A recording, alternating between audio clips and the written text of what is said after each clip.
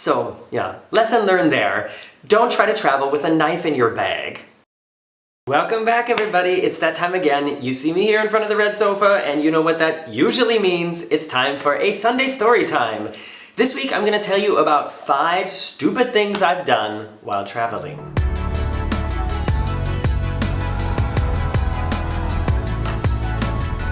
And as always, before I talk about what I said I'm going to talk about something else. Some things never change. I just want to let you know that, most of you probably know this, but today is Sunday, the 27th of August, and I'm leaving tomorrow early in the morning to fly to Rome, and I'm going to be in Rome for 2 days, and then I'm going back on the Norwegian Epic for a Mediterranean cruise with my good friend Collie, or Andreas. So you're going to get to meet him too, and there's some funny story times that I'm sure I could tell you about Collie as well. Anyways, I have an internet package on the Epic, but I just read that it's 250 minutes or up to 1,000 megabytes, which is is that 1 gig? Whatever. It's not a lot. And so it may very well be the case that there isn't going to be a Sunday story time next week. And there might not be any other videos between then because I just was so busy this last week that I couldn't, pre-upload something to schedule it. So I'm very sorry. You might not see me for another week here on this channel. So be sure to follow me on Facebook and Instagram and Twitter as well if you want to get updates, because the internet on board and then in the ports will definitely be enough for that, but it just might not be enough to upload a video. Alright, so 5 stupid things I've done while traveling, and I had to write them down just so I could remember the order I wanted to tell them in. Alright, the first one happened while cruising, while also on a Mediterranean cruise on the Navigator of the Seas. It was this big cruise we did, 2 weeks on the Navigator, going to the Greek islands, Italy, Turkey, and Israel. Fascinating time. There's videos about it on my channel. Just search for them, Navigator of the Seas, you'll see them.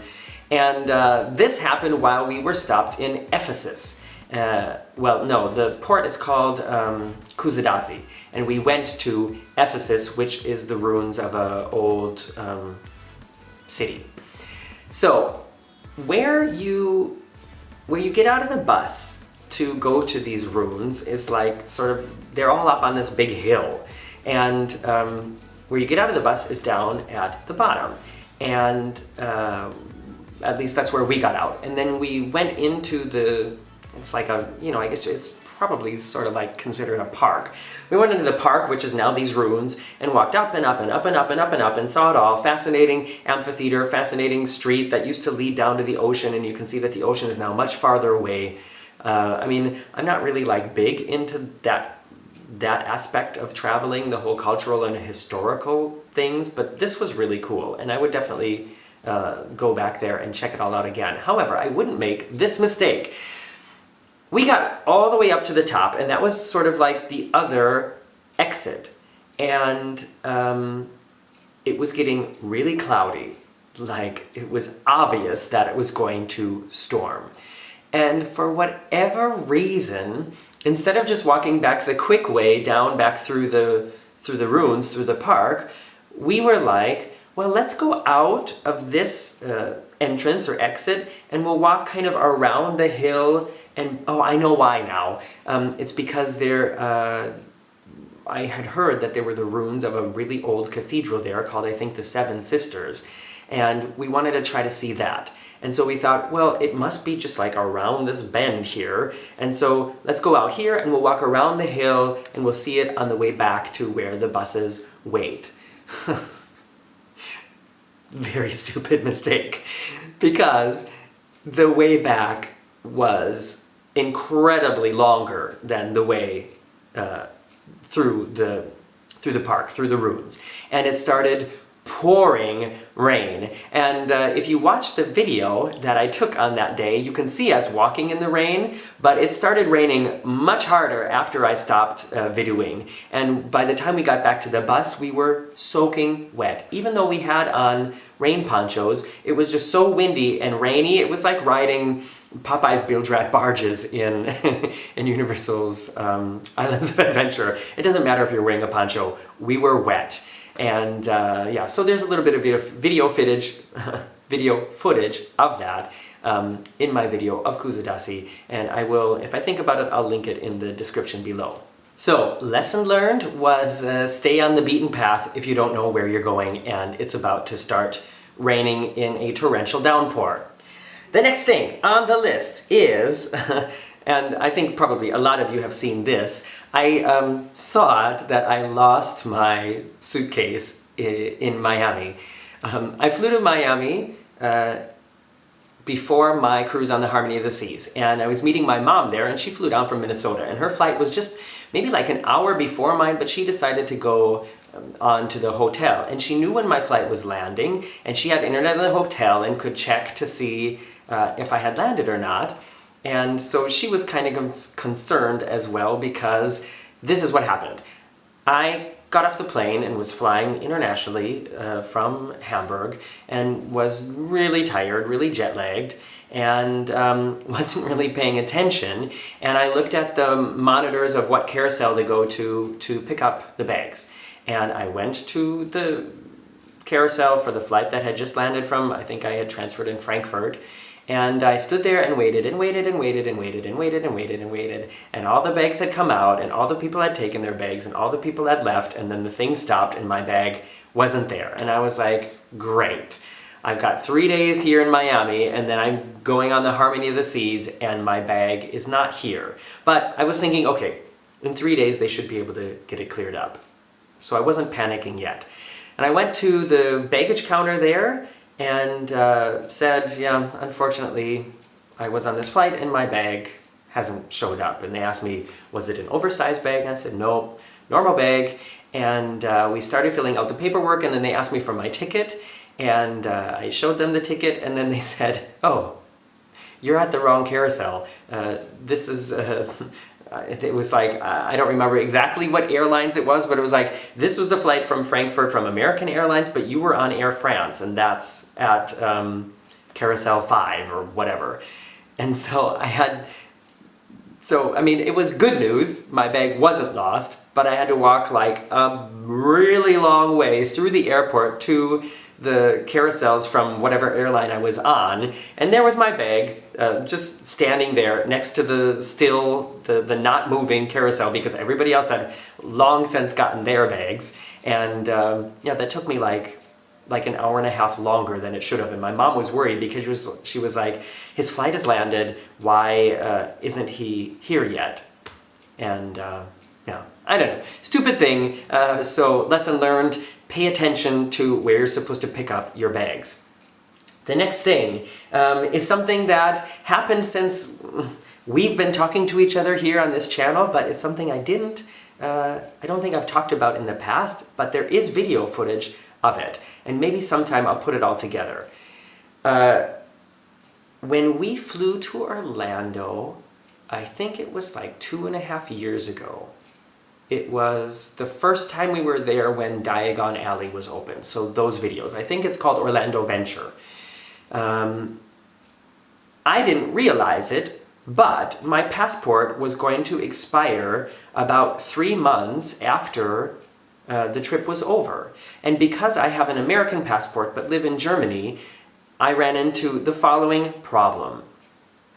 It was the day before we were supposed to leave, and we got the invitation to check in online, and I went to create that, or to complete that process, and a warning popped up, and it said something about you don't have the proper documents to begin this travel. Please contact the following number. And I called, and they said that because I don't have any flight coming back from Germany, and my passport is expiring inside a 3-month period, that they they can't let me fly out of the country. And I was like, what? And I'm thinking, okay, I'm gonna lose my job. How are we gonna make this work out? And I was really panicked, and it really ruined the entire last day and a half in Orlando. What could have been just like a nice, relaxed end of the vacation turned into this stressful waiting game of trying to find out if I was gonna make it back to Germany or not. And the reason they do that is, well, the problem was, like I said, it looked like I was leaving the country as an American and had no plans to return. And that was the problem. And the thing that made it all work out in the end, and I didn't find this out until we were literally in Paris, we flew from Orlando to Paris, and that was where they did the passport control. And I didn't know until then if they were gonna let me in or not, or if they were gonna send me back to the United States and make me get a renewed passport. However, because I have a visa for Germany, like a green card, then it was obvious that I live in Germany and I'm not trying to, disappear out of the United States. So that was really stressful and really just could have been so easily remedied. So lesson learned from that. Look at the dates in your passport and get it renewed much earlier than you think you might need it. Next stupid thing I've done while traveling is something I did, and I'm pretty sure this was my very first flight that I ever took without my parents, because I was, I think, 16 or 17. I was in high school, and I flew down from Minnesota to Chicago to go to a roller coaster convention for the brand new inverted Batman coaster at Six Flags Great America. And if you want to see me visit Six Flags Great America, which I worked at several years later, you can find videos about that on my channel as well. And at the time, I was working at a grocery store as a bagger, somebody who put the groceries in the bags, carried them out to the cars, and stocking the shelves. And that's important for what happened. I was traveling with a duffel bag, like an oversized backpack. And on the flight back, when I got to the airport and was going to check in, they kept scanning my bag, and they kept going back in and back out and back in and back out, and they kept looking at me, and I was like, what's going on? I don't have anything in there. And I mean, this is back in the 90s, so it was way before things got as strict as they were now. But I remember thinking, they're letting a lot of people go past, and they keep looking at my bag, and I'm wondering what, I was like, this is weird. And they brought it over to me, and they said, we're gonna need you to unpack this bag. And I was like, okay, why? What's going on? And I mean, I was 16, and I was flying alone, and 16 is, old enough, but still, I was panicked. And they showed me on the monitor, they're like, what's this? And I didn't recognize what it was. It was this square object, and I said, I don't know what that is, but I'll unpack it and we'll find out.